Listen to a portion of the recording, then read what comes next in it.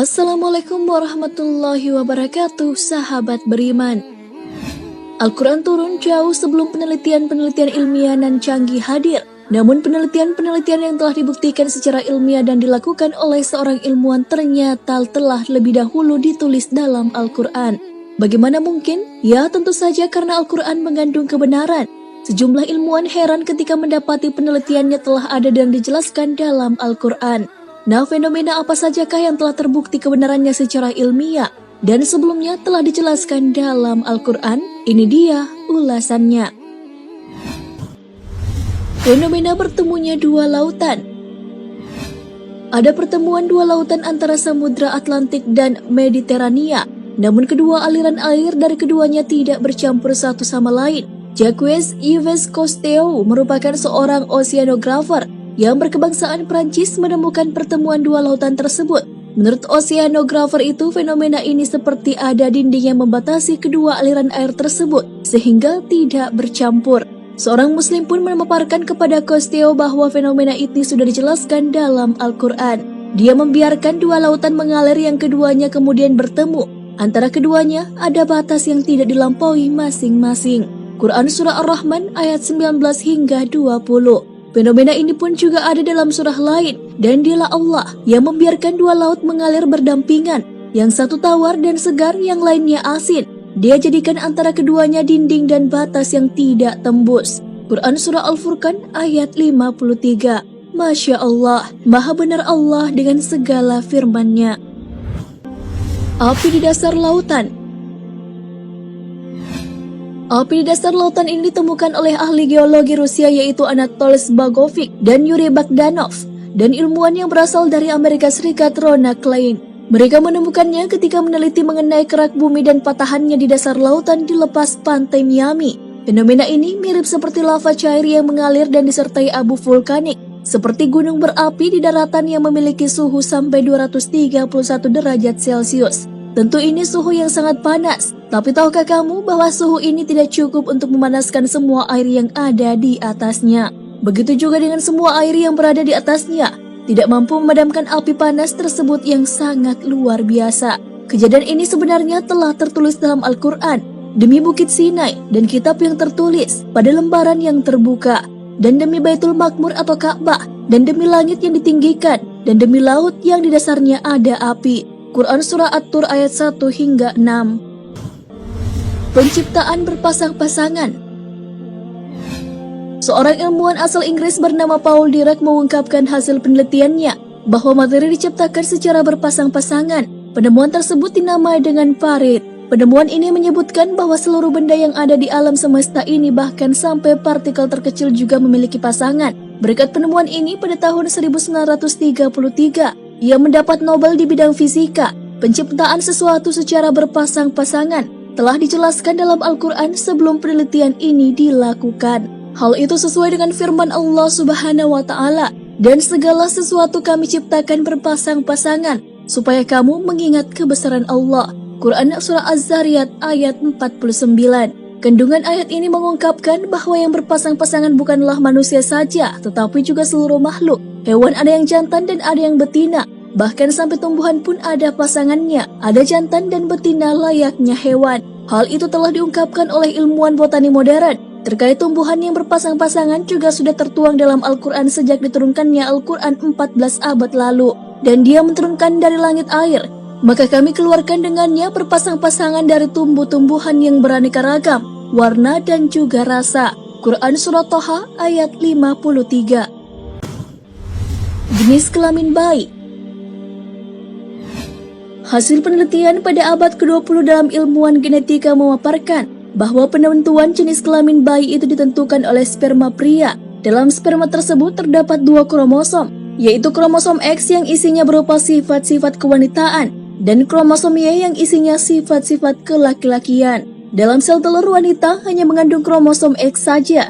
Jadi jenis kelamin bayi ditentukan oleh sperma yang membuahi dan mengandung kromosom X dan Y. Sebelum penemuan tersebut, orang-orang mengira bahwa jenis kelamin berasal dari wanita. Terkait jenis kelamin bayi sudah dijelaskan dalam Al-Quran jauh sebelum penelitian tersebut dilakukan. Dialah yang menciptakan berpasang-pasangan pria dan wanita dari air mani apabila dipancarkan. Quran Surah An-Najm ayat 45 hingga 46.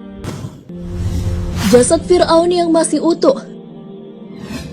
Presiden Prancis menawarkan bantuan kepada kerajaan Mesir pada tahun 1975 untuk mempelajari, meneliti dan menganalisis mumi Fir'aun atau Ramses II yang amat terkenal. Fir'aun yang dimaksud di sini adalah Fir'aun yang hidup pada zaman Nabi Musa alaihissalam. Fir'aun tersebut tenggelam di Laut Merah ketika mengejar Nabi Musa alaihissalam. Penelitian yang dipimpin oleh Profesor Dr. Maurice Bosaili berhasil mengungkap bahwa terdapat sisa-sisa garam yang masih melekat pada jasad tersebut. Hal ini telah dijelaskan dalam Al-Quran sebelum penelitian ini dilakukan. Maka hari ini kami biarkan engkau, hai Fir'aun, terlepas dari badanmu yang tidak bernyawa di telan laut, untuk menjadi tanda bagi orang-orang setelahmu, supaya mereka mengambil pelajaran. Dan ingatlah, sesungguhnya kebanyakan manusia lengah terhadap tanda-tanda kekuasaan kami. Dasar laut. Kedalaman air laut yang kira-kira 200 meter hampir tidak ditemukan cahaya. Bahkan dengan kedalaman 1 km atau lebih, dipastikan bahwa cahaya tidak ada yang bisa tembus ke dalam. Hal ini diketahui setelah dilakukan penelitian dengan menggunakan alat modern yang bisa menyelam ke dalam paling jauh di dalam samudra. Hal ini telah dijelaskan dalam Al-Quran sebagaimana firman-Nya, atau seperti gelap gulita di lautan yang dalam, yang diliputi oleh ombak, yang di atasnya ombak pula, di atasnya lagi awan. Gelap gulita yang bertindih-tindih. Apabila dia mengeluarkan tangannya, tiadalah dia dapat melihatnya. Dan barang siapa yang tiada diberi cahaya petunjuk boleh Allah, tiadalah dia mempunyai sedikit pun. Quran Surah An-Nur ayat 40. Sahabat beriman, adanya beberapa penelitian yang ternyata sebelumnya telah tertulis dalam Al-Quran membuat kita semakin yakin bahwa Al-Quran adalah sebenar-benarnya kitab suci yang isinya adalah wahyu Allah. Siklus air. Sahabat beriman, ketika kamu bersekolah pasti belajar IPA. Dalam pelajaran IPA tersebut, proses terjadinya hujan terjadi melalui beberapa tahapan. Air yang ada di permukaan bumi, baik itu di lautan, sungai maupun di kolam, akan menjadi uap ketika terkena sinar matahari. Uap inilah yang akan naik ke udara dan kemudian menggumpal dan membentuk awan. Awan ini pun bisa dibawa kemana saja oleh angin, sesuai kehendak Allah Subhanahu wa Ta'ala. Jika kandungan air dalam awan tersebut sudah jenuh, hujan pun turun dan nantinya air itu akan kembali lagi ke lautan. Proses ini pun ternyata telah dijelaskan dalam Al-Quran. Allah dialah yang mengirimkan angin, lalu angin itu menggerakkan awan dan Allah membentangkannya di langit menurut yang dikehendakinya dan menjadikannya bergumpal-gumpal. Lalu kamu lihat hujan yang keluar dari celah-celahnya. Maka apabila hujan itu turun mengenai hamba-hambanya yang dikehendakinya, tiba-tiba mereka menjadi gembira. Quran Surah Ar-Rum ayat 48. Tumbuhan bertasbih. Majalah sains terkenal bernama Journal of Plant Molecular Biology mengungkapkan hasil penelitian tentang suara ultrasonik yang berasal dari tumbuhan. Penelitian dilakukan oleh tim ilmuwan yang berasal dari Amerika Serikat. Penelitian yang dipimpin oleh Profesor William Fromm ini merekam dan menyimpan suara ultrasonik yang berasal dari tumbuhan, kemudian diubah menjadi gelombang elektrik optik yang bisa ditampilkan ke layar monitor dalam bentuk rangkaian garis. Ternyata garis-garis tersebut membentuk lafaz Allah, yang belakangan diketahui bahwa itu adalah kalimat tasbih. Fenomena ini ternyata telah dijelaskan dalam Al-Quran, dan tak ada sesuatu pun melainkan bertasbih dengan memujinya. Tetapi kamu sekalian tidak mengerti tasbih mereka. Sesungguhnya dia adalah Maha Penyantun lagi Maha Pengampun. Quran Surah Al-Isra ayat 44. Ciri khas setiap manusia adalah sidik jari. Salah satu bagian tubuh manusia yang bisa digunakan untuk dijadikan sebagai acuan identifikasi adalah sidik jari. Karena sidik jari manusia adalah ciri khas setiap orang. Bahkan sidik jari menjadi metode yang digunakan dalam penyelidikan. Rupanya hal tersebut dijelaskan dalam sebuah buku berjudul Miracle of Al-Quran dan As-Sunnah. Setelah penelitian tentang sidik jari pada tahun 1880 yang dilakukan oleh Sir Francis Galton, dilansir dari Occasion.com, hal inilah yang menjadi salah satu alasan polisi menggunakan sidik jari dalam mengidentifikasi pelaku kejahatan.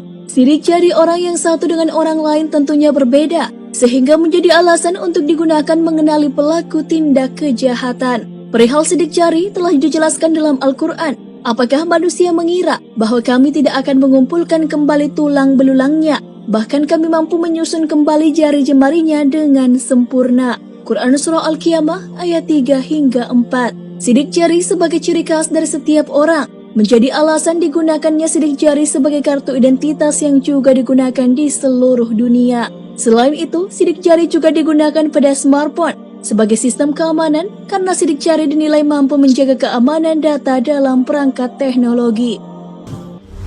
Garis edar tata surya.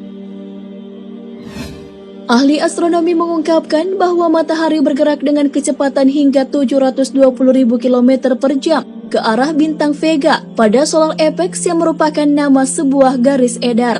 Tentu pergerakan ini sangat cepat. Hal ini dapat diartikan bahwa matahari bergerak kurang lebih 17.280.000 km dalam kurun waktu sehari.